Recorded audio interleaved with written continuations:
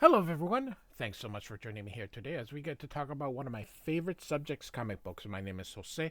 I love comic books. I love talking about them. I love sharing them with you. Feel free to follow me on social media if you would like. Links are in the description below. I'm also posting a link to the Marvel fan site that I have plot synopsis and character bios for these issues. So we're going to go through uh, Firestar 1 through 4, written by Tom DeFalco, and then Mary Wilshire is the penciler. There'll be different inkers. Now, we're not gonna do it like we normally do. This where I just read through one issue and then kind of we're gonna sort of narrate the entire four issues out. So this is sort of a prequel. This was released in '85, but they actually make mention of this stuff that's in here. And since it's a prequel and I like to do things in reading order, this will fit right here before we get to New Mutants and X-Men 193. So, all right, here we go.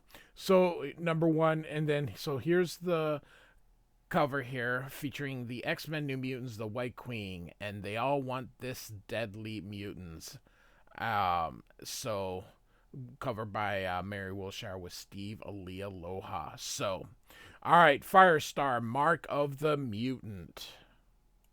So we start with the grandmother giving a palm reading here, and it sees you see this little M, and so angelic. So here's our credits here. Ors is Orzakowski. So he's co-lettering this thing here. Here it lets you know the story takes place before X-Men 193, which is her actual first appearance in the Marvel Universe proper. So, and the grandma just says that she is possesses exceptional talents.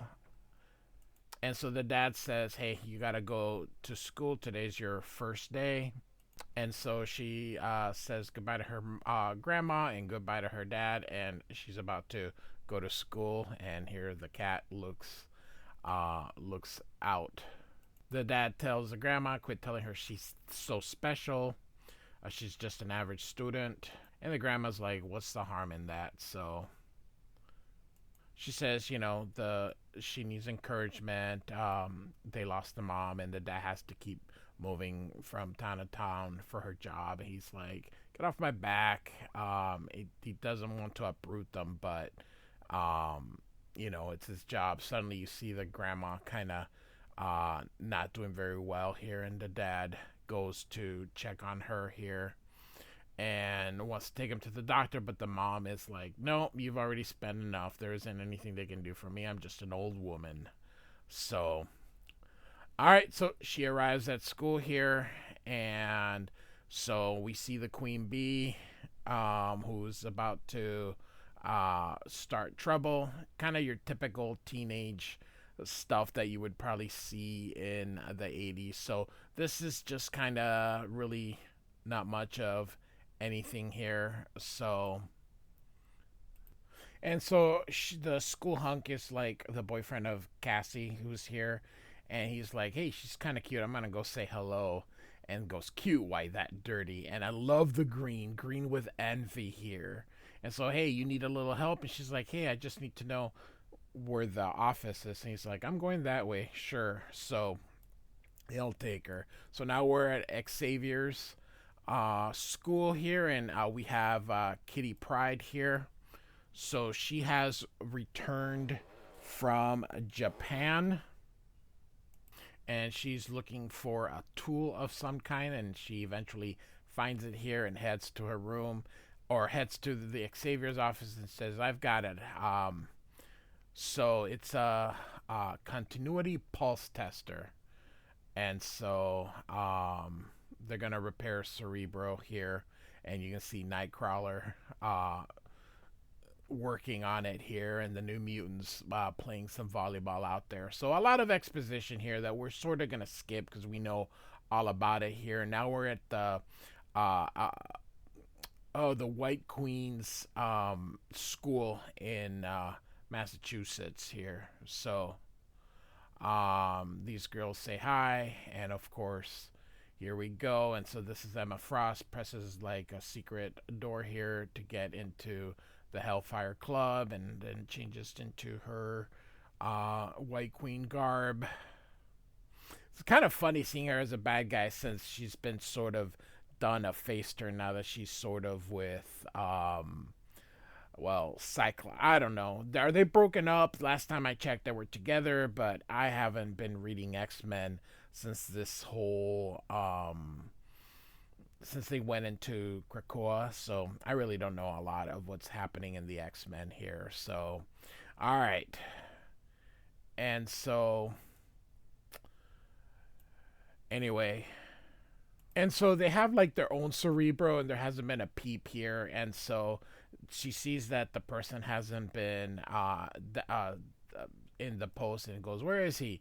And he's like, "Was getting coffee," and he's like, "You idiot! Your carelessness could have cost us a young mutant. What the heck?" That's a little extreme here, and so they're basically in a race against Xavier, who's always collecting like his new mutants here. So now we're going back to New Jersey, and you can see here they're gonna be some bullying on Angelica here between the Queen Bee. And so she's like, can I stay here? And then they all leave because they're all being mean. So she's at that age now. She's about to get her mutant power. So they're like, contact the White Queen. And so, like I mentioned, it's like Cerebro. So she's heating this off, and the thing explodes, which hits this guy here. And I think he's one of the teachers. And then they lost her. So her psionic levels have dipped too low. It will grow with each new manifestation until she's mine. So the White Queen is going to try and get her hands on her. So, all right. So now we are a few months later. It's December here, and you can see that snow has gone here. The football player and her kind of getting along. Of course, she's still looking, so she's gonna have to try to do something mean because it is after all what they do here. And so you do know. I mean, if you've seen these movies and all that stuff, here's the football player, and so he's paying attention to Angelica, so and not paying attention to Cassandra, so he's got a crush, and of course that makes her even more angry. So they're gonna try to get even with her. And so Angelica tells them how happy she is at that contest, and the dad's gonna go to work, and they're like, he wishes she would pay as much attention to her studies as she does with the contest. Anyway, so they're all leaving, and so it's Nana and the cat, but of course, hey, we gotta have tragedy. So it's the hero's journey. So she goes to school, and notices that her sculpture was destroyed. Realizes that these girls did it here, and so she keeps staring at her hand, and grabs it like, "Hey, what are you looking at here?" And sees that M, and tells everybody that she's not special. Everybody has that M, so she realizes that she's not special, and she hates she hates life, she hates everything, she hates everybody, because that's what teenage girls sort of do, and uses her power, and they've all disappeared, and she runs away here, and she's gonna call her grandma. She knows what to do here, so she grabs the phone, but now her powers are out of control here, and so Cerebro's picking her up, and the Massachusetts Academy's picking her up. So now we're basically gonna have a race to who can get to her first. But of course, there's the ambulance here in front of her house, and Nana unfortunately has died. So here they are at the cemetery here. Angelica says she's scared, and her dad tries kind of a little bit of comfort here. Everything will be fine, and she's like, no, nothing will be fine again. And then of course She's shows off the powers and realizes, oh my god, um, what am I gonna do? She's a mutant, and here off panel, perhaps I can help. I took the liberty of letting myself in. And he says, who are you? He says, or this person says, a friend, but we don't know yet who it is. But she comes in, the cat hisses, and of course, it is the White Queen. Um, Tells her kind of about the school, kind of gives her the spiel that she's special, this and that, and to attend her school. And so Xavier is coming in, but of course, he says, it's too late. We failed. That poor girl, may God protect her. And so that ends the first issue. So we're going to go ahead and go to the second issue. And great cover here as Firestar takes on Wolverine. Look at that. So, and so the players and the pawn. And so she's 14 here, and she's riding this horse here. Now, I got a little bit to tell you is don't get attached to this horse because, hey, we can't make just a we gotta really push these heroes down. So, all right. And so he's kind of like the keeper here and says, you're due at a training session. Um and says Miss Frost doesn't usually appreciate it when her students come to class smelling of horse, and so to go shower, and so off they go. So it's at the Massachusetts Academy here, and so um, uh, I don't know. They were kind of putting on their uniforms and all that kind of stuff. So she's practicing with the Hellions here, kind of their version of the New Mutants. I do have playlists with New Mutants. So, and so of course, she, when they fail, you can see she telepathically punishes them here. So, and she's like, "Oh, Angelica, I didn't notice you standing there. I'm pleased to see you're still wearing the bracelet I gave you." And so, being nice to her while being mean to the Hellion. She doesn't want her to kind of run away yet. So, and so of course, everyone's like, "Who the heck is she?" Um, and I don't know all their names, so you'll have to forgive me. What's the pretty person here? I always thought she was one of the regular students, Cat's Eye, but I guess she's one of us. She must be one of Frost's special cases, one of the dangerous ones to raid her own bodyguard. I've seen her around Roulette. She seems awfully shy. I think this is Thunderbird here. So, alright, and then this is Empath. So I know those two. So, alright.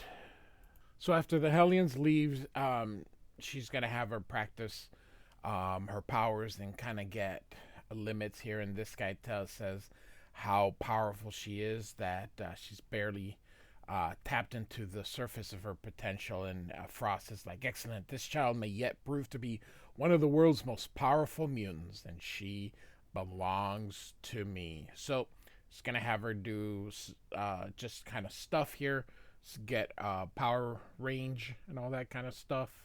And so Frost is not just trying to, she's to get her to work for her, or she's trying to use things like hallucinations to get her under her completely under her spell. And here they use Professor Xavier. They say they're trying to harm her and Miss Frost, and she's like, I won't let them. And so they're ready to phase 2, which is, of course, if you remember the cover, here comes Wolverine here. So many people, including me, bought this issue just because of that cover and that Wolverine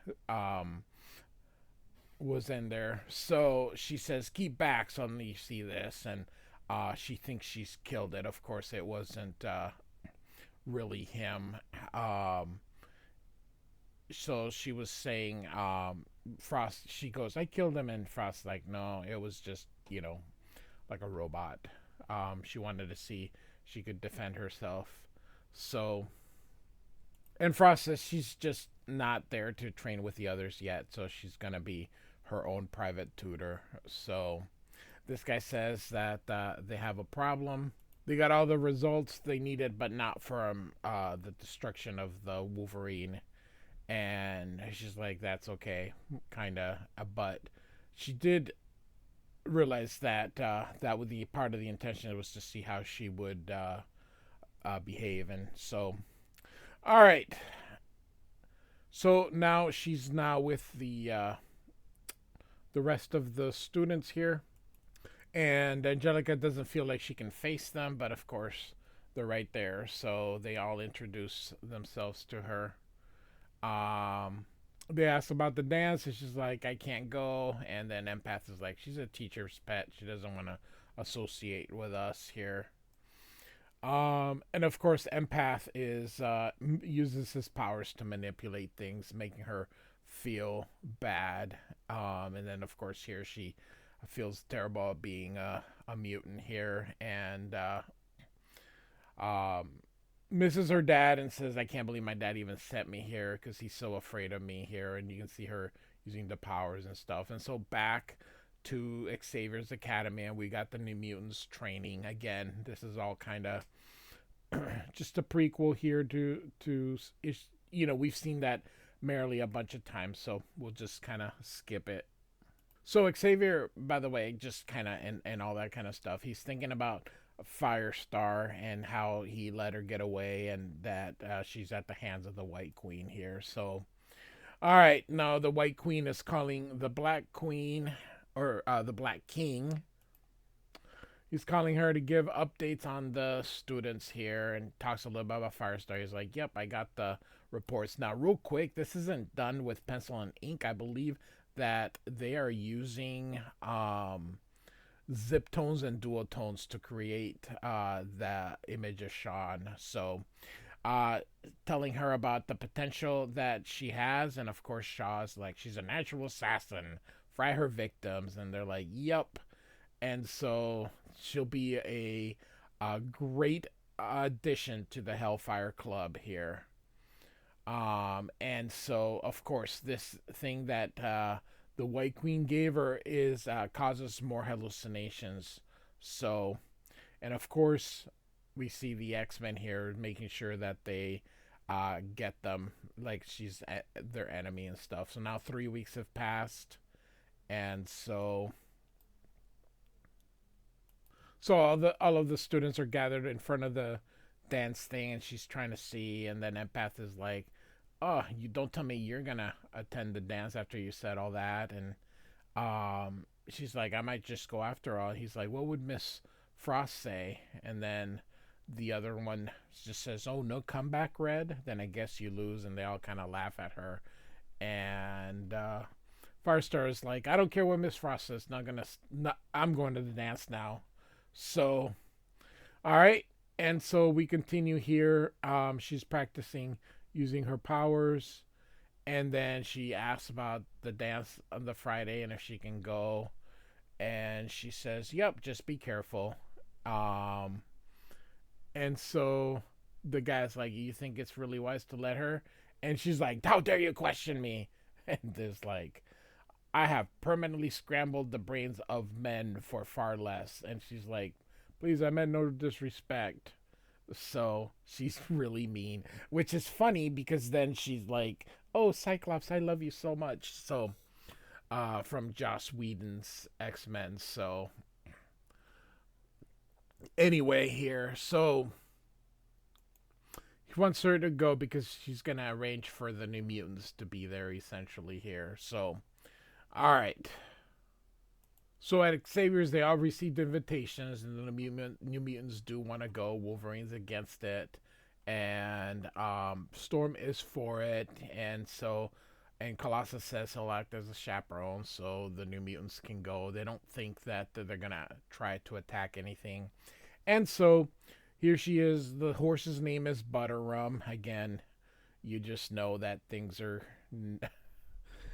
in the quest to become a hero, gotta put the worst of things. So We got here at the dance here, and here is Sunspot and Magma, and here is Cannonball, and he sees Firestar, and so they're gonna dance for a little bit, and there's awkward between the two, and so they're gonna go outside here and talk a little bit, and he's really spent, so the two kiss for a little bit, and the White Queen is like, "What are you doing? How dare you risk that boy's life?" And so she runs and is freaking out, and suddenly a fire starts, and she's like yelling for the horse, and Cannonball's like, "Hey, there's a fire," and everybody goes in, and the horse is okay. She saves the horse, but then the horse dies, and and she feels just terrible. She thinks she started the fire, only she didn't. It was the White Queen after all, and she even mentally killed the horse by using his heart to by forcing his heart to stop. So we're actually going to stop it here. Normally, I was gonna do the entire thing, but only the first two issues are actually prequels.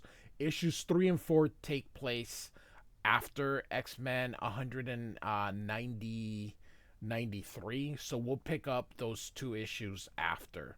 So, Firestar 1 through 2 by Tom DeFalco and Mary Wilshire. Like and subscribe, and I do thank you for listening. Goodbye.